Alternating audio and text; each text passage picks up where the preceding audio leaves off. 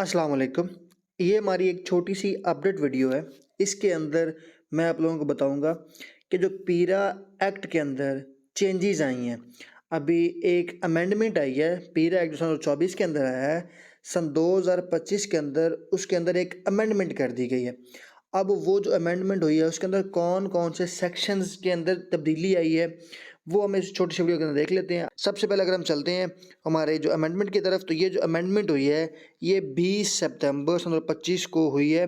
सन 2024 का जो पीरा एक्ट था ना उसके अंदर एक अमेंडमेंट हो चुकी है और वो अमेंडमेंट कब हुई है? 20 सितंबर सन 2025 को। और उसके अंदर क्या क्या चीज़ें चेंज हुई हैं वो हम देख लेते हैं जी। सबसे पहले तो जो हमारे पास इसका जो अब देखें, अब जो नई नई चीज़ें आएंगी उसके अंदर अब शॉर्ट टाइटल एंड कमेंसमेंट क्या होगा इसका? This ordinance may be cited as a Punjab enforcement and regulation amendment ordinance. अब देखें ना, पहले ये था the Punjab enforcement and regulation ordinance 2024 था, लेकिन अब इसमें अमेंडमेंट कर दी गई है तो अब इसे हम अमेंडमेंट ऑर्डिनेंस कहेंगे ऑर्डिनेंस के एतबार से।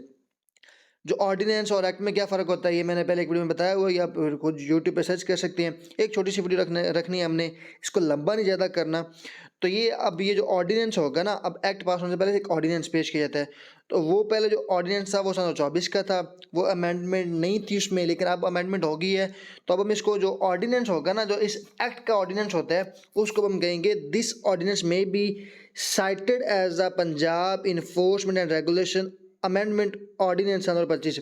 अब इसमें यहाँ पे स्टूडेंट के अंदर एक टेंशन आएगी कि जी ये क्या एक्ट का नाम चेंज कर दिया गया? तो ये बच्चों, एक्ट का नाम चेंज नहीं हुआ है, जो ऑर्डिनेंस है उसका नाम चेंज हुआ है। तो एक्ट ये अभी भी सन 2024 ही रहेगा, द पीरा एक्ट सन 2024 ही रहेगा। अब it shall come into force at once, तो ये एक दफ़ा में ही आ गया था, आपको पता, पहले भी एक दफ़ा में ही था। अब इसमें जो दूसरी चीज़ चेंज हुई है, अब अमेंडमेंट तो एक की, लेकिन इसके अंदर उन्होंने 5 सेक्शंस को चेंज किया है, उसमें तब्दीली लाई है। तो जो दूसरा सेक्शन जो चेंज हुआ है और वो एक्चुअली सेक्शन नंबर 2 ही है। जो सेक्शन नंबर 2 है उसके अंदर डेफिनेशंस हैं, आपको पता है। अब जो सेक्शन 2 के अंदर फर्दर सब सेक्शन बनाए गए ना, सब सेक्शन जो ए से लेके जी तक, फिर ए है, फिर बी है, इसी तरह जो सब सेक्शन सी है ना, सेक्शन नंबर 2 का जो सब सेक्शन सी है उसके अंदर जो चेंजेस आई है वो कह रहे हैं हमारे पास, here and after refer to the act in section 2 in clause C, जो क्लॉज सी है, the word section 14A of shall be omitted. उसके अंदर जो लिखा गया है ना कि जो मजिस्ट्रेट की पावर है वो सेक्शन 14A से ली गई हैं, तो वो कह रहे हैं ये जो वर्ड है सेक्शन 14A उसको ओमिट कर दिया गया, उसको निकाल दिया गया, खारिज कर दिया गया। बस इसके अंदर जो सेक्शन नंबर 2 के अंदर जो क्लॉज सी है उसके अंदर जो सबसे मेन चेंजेस आई है वो ये है कि वहाँ से जो सेक्शन 14A का वर्ड है उसको ओमिट कर दिया गया, ख़त्म कर दिया गया। अब जो तीसरी चेंज आई है वो आई है सेक्शन नंबर 49 के अंदर। In the act it in section 49 in sub section 4 the word section 14A of shall be omitted.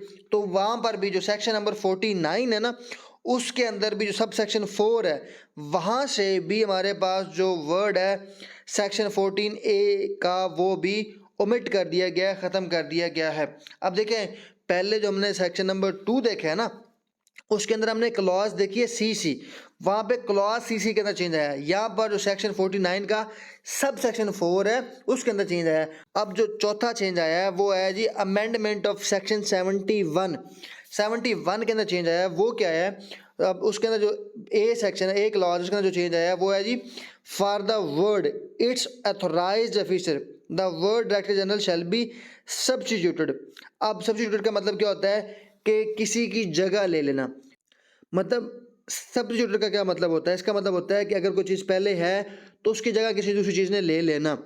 तो यहाँ पर जो अथोराइज्ड ऑफिसर का वर्ड था उसकी जगह पर अब किसने ले लिया? उसकी जगह पर ले लिया है डायरेक्टर जनरल ने। जैसे हमारे पास 71 सेक्शन है ना, the authority through its authorised officer shall prepare in such manner at such time as may be prescribed a budget in respect of next ensuing financial year. वो कहते हैं कि जो पहले था ना, अथॉरिटी थ्रू अथॉराइज्ड ऑफिसर के अपना बजट प्रिपेयर करेगी, लेकिन अब उसको क्या कर दिया गया, अथॉराइज्ड ऑफिसर की जगह पे डायरेक्टर जनरल का वर्ड आ गया। तो अब जो अथॉरिटी होगी, अब हम क्या कहेंगे, the authority through its director general shall prepare. तो अब यहाँ पर इसका जो वर्ड है अथॉराइज्ड की जगह पर अब सब्स्टिट्यूट होके वर्ड आ गया डायरेक्टर जनरल। और इसके अंदर जो बी चेंज आया वो है जी सेक्शन नंबर 71 के अंदर ही, for the word submit the budget to the government for approval, उसकी जगह पर अब वहां पर पहले वर्ड क्या लिखा हुआ है, पहले यहाँ पर 71 के अंदर लिखा हुआ है कि जो बजट बनाएंगे, जो अथॉरिटी बनाएगी डायरेक्टर जनरल के साथ मिलकर, वो सबमिट करेगी गवर्नमेंट को फॉर अप्रूवल के लिए। लेकिन अब यहाँ पर वो भी चेंज कर दिया गया, अब यहाँ पर लिखा गया है the word approve the budget in its annual meeting, कि जो अथॉरिटी होगी वो अपने सालाना मीटिंग के अंदर जो बजट है उसको अप्रूव करेगी। पहले ये था कि जो अथॉरिटी है वो थ्रू डायरेक्टर जनरल, जब अमेंडमेंट होने से पहले कि जो हमारे पास था, जो authority through authorised officer government को बजट प्रिपेयर करके देगी और जो गवर्नमेंट होगी वो जी उसको अप्रूव करेगी। लेकिन अब उसको चेंज करके क्या कर दिया गया है, अब उसके अंदर जो चेंज हुआ है वो ये है कि अब अथॉराइज्ड ऑफिसर की जगह पर आ गया डायरेक्टर जनरल। तो अब क्या होगा, जो अथॉरिटी होगी, the authority through its director general budget prepare करेगी, और वो जो बजट होगा वो सालाना जो मीटिंग होगी ना, जो सालाना मीटिंग होगी उसके अंदर जो गवर्नमेंट के साथ अथॉरिटी की मीटिंग होगी, सालाना मीटिंग के अंदर ही वो जो है वो बजट अप्रूव किया जाएगा, उसको सामने रखा जाएगा, उसको अप्रूव किया जाएगा। Approve the budget in its annual meeting, जो हमारे पास अथॉरिटी की सालाना मीटिंग होगी ना, हर साल की मीटिंग होगी, उसके अंदर इसको अप्रूव किया जाएगा। और उसके साथ हमारे पास जो, क्योंकि आपको पता है अथॉरिटी के अंदर अब गवर्नमेंट का जो सीएम खुद चेयरपर्सन होती हैं, तो इसका मतलब यह है जो अथॉरिटी की सालाना मीटिंग होगी उसी के अंदर बजट को अप्रूव किया जाएगा। हमने पढ़ा है कि हर साल अथॉरिटी अपनी एक सालाना मीटिंग करेगी और मीटिंग के अंदर अब जो बजट होगा वो अप्रूव किया जाएगा। उसके बाद जी जो फिफ्थ चेंज आया है वो आया जी सेक्शन नंबर 81 के अंदर। अब उसके अंदर क्या चेंज आया, उन्होंने जो सबसे बड़ा जो मेन उसका सेक्शन नंबर 81 का जो सब सेक्शन 1 है उसको उन्होंने चेंज कर दिया, पूरे का पूरा चेंज कर दिया। उसके अंदर उन्होंने लिखा है the director general may issue guidelines not inconsistent with the rules और रेगुलेशंस। अब पहले क्या था, पहले वहां पर था अथॉरिटी का वर्ड था, लेकिन अब अथॉरिटी की बजाय क्या उन्होंने कर दिया है, अब उन्होंने कर दिया है director general. The director general may issue guidelines not inconsistent with the rules और regulations including but not limited to the code of conduct for the exercise of power and performance of the functions of the employees of the authority under the act.